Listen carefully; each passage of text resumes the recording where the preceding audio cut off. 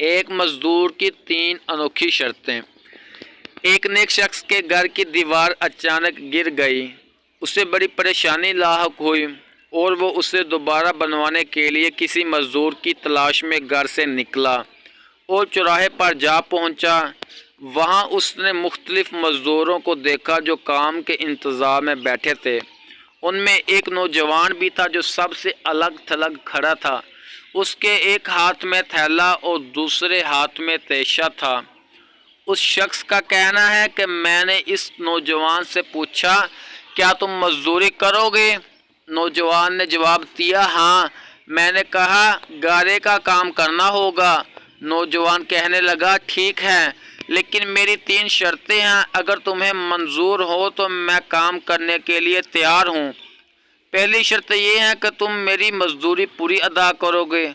دوسری شرط یہ ہے کہ مجھ سے میری طاقت اور صحت کے مطابق کام لو گے، اور تیسری شرط یہ ہے کہ نماز کے وقت مجھے نماز ادا کرنے سے نہیں روکو گے۔ میں نے یہ تینوں شرطیں قبول کر لی اور اس ساتھ لے کر گھر آ گیا، جہاں میں نے اسے کام بتایا اور کسی ضروری کام سے باہر چلا گیا۔ دوسرے دن میں اس نوجوان کی تلاش میں دوبارہ اسی چوراہے پر گیا، لیکن وہ مجھے نظر نہیں آیا۔ میں نے دوسرے مزدوروں سے اس کے بارے میں دریافت کیا تو انہوں نے بتایا کہ وہ ہفتے میں صرف 1 دن مزدوری کرتا ہے۔ یہ سن کر میں سمجھ گیا کہ وہ عام مزدور نہیں بلکہ کوئی بڑا آدمی ہے۔ میں نے ان سے اس کا پتہ معلوم کیا اور اس جگہ پہنچا تو دیکھا کہ وہ نوجوان زمین پر لیٹا ہوا ہے اور اسے سخت بخار ہے۔ میں نے اس سے کہا، میرے بھائی، تو یہاں اجنبی ہے، تنہا ہے اور پھر بیمار بھی ہے۔ اگر پسند کرو تو میرے ساتھ میرے گھر چلو اور مجھے اپنی خدمت کا موقع دو۔ اس نے انکار کر دیا، لیکن میرے مسلسل اصرار پر مان گیا، لیکن ایک شرط رکھی کہ وہ مجھ سے کھانے کی کوئی شے نہیں لے گا۔ میں نے اس کی یہ شرط منظور کر لی اور اسے اپنے گھر لے آیا۔ وہ 3 دن میرے گھر قیام پذیر رہا، لیکن اس نے نہ تو کسی چیز کا مطالبہ کیا اور نہ ہی کوئی چیز لے کر کھائی۔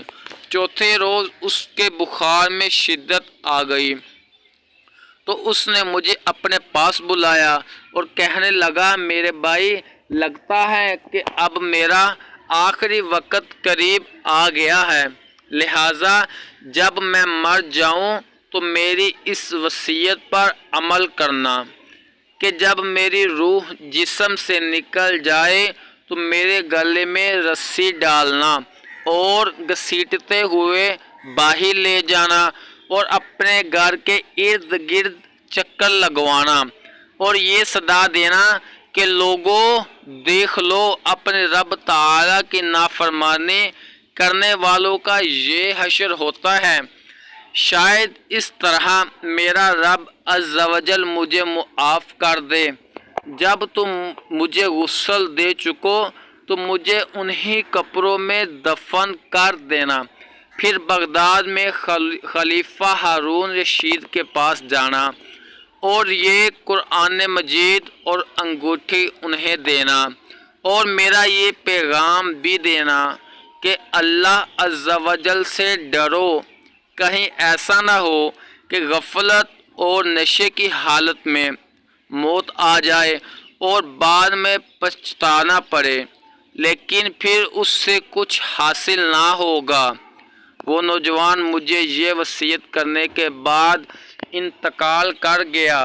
میں اس کی موت کے بعد کافی دیر تک آنسو بہاتا رہا اور غم زدہ رہا۔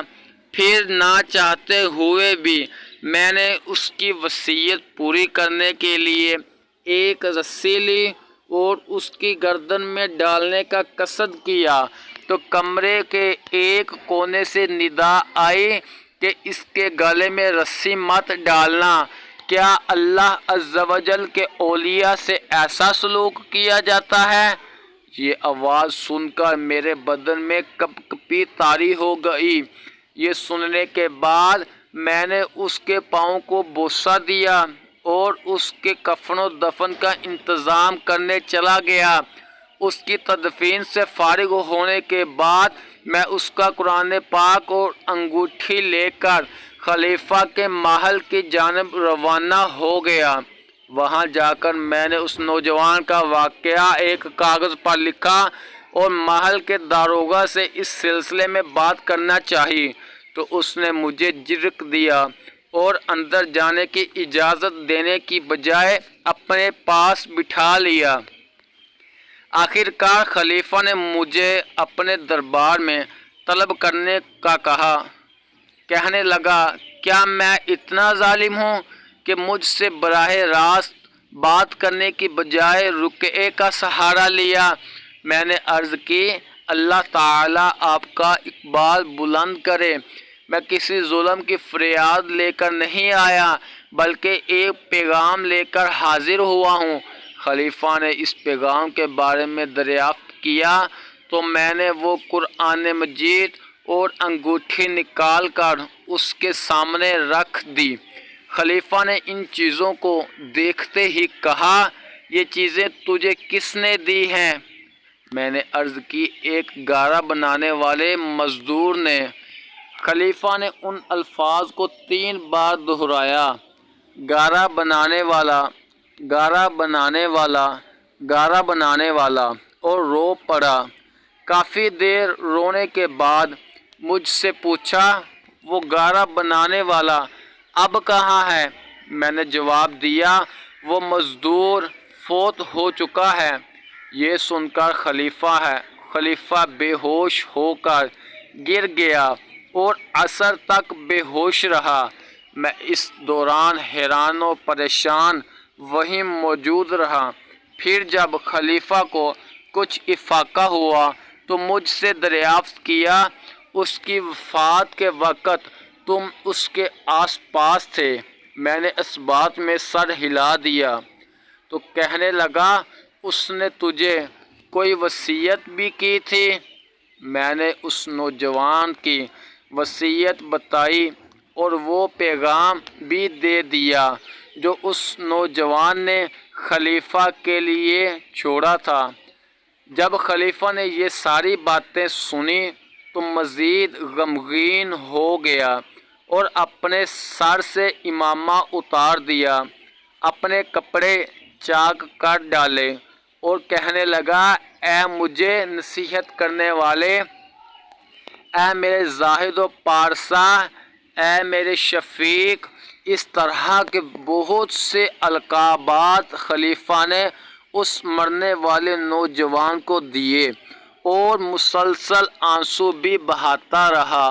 یہ سارا معاملہ دیکھ کر میں حیرانی اور پریشانی میں مزید اضافہ ہو گیا کہ خلیفہ ایک عام سے مزدور کے لیے اس قدر غم زدہ کیوں ہے؟ جب رات ہوئی تو خلیفہ نے مجھ سے اس کی قبر پر لے جانے کی خواہش کی تو میں اس کے ساتھ ہو لیا۔ خلیفہ چادر میں منہ چھپائے میرے پیچھے پیچھے چلنے لگا۔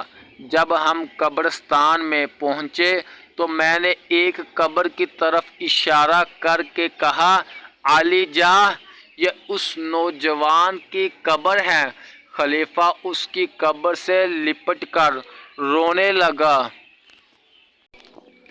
پھر کچھ دیر رونے کے بعد اس کی قبر کے سرہانے کھڑا ہو گیا اور مجھ سے کہنے لگا، یہ نوجوان میرا بیٹا تھا، میری آنکھوں کی ٹھنڈک اور جگر کا ٹکڑا تھا۔ ایک دن یہ رقص اور سرور کی محفل میں گم تھا کہ مکتب میں کسی بچے نے یہ آیت کریمہ تلاوت کی، ترجمہ، کیا ایمان والوں کو ابھی وہ وقت نہ آیا کہ ان کے دل جھک جائیں اللہ کی یاد کے لیے؟ جب اس نے یہ آیت سنی تو اللہ تعالیٰ کے خوف سے تھر تھر کانپنے لگا اور اس کی آنکھوں سے آنسوؤں کی جھڑی لگ گئی اور یہ پکار کر کہنے لگا، کیوں نہیں، کیوں نہیں؟ اور یہ کہتے ہوئے محل کے دروازے سے باہر نکل گیا۔ اس دن سے ہمیں اس کے بارے میں کوئی خبر نہ ملی، یہاں تک کہ آج تم نے اس کی وفات کی خبر دی۔ ڈرو خدا سے، ہوش کرو۔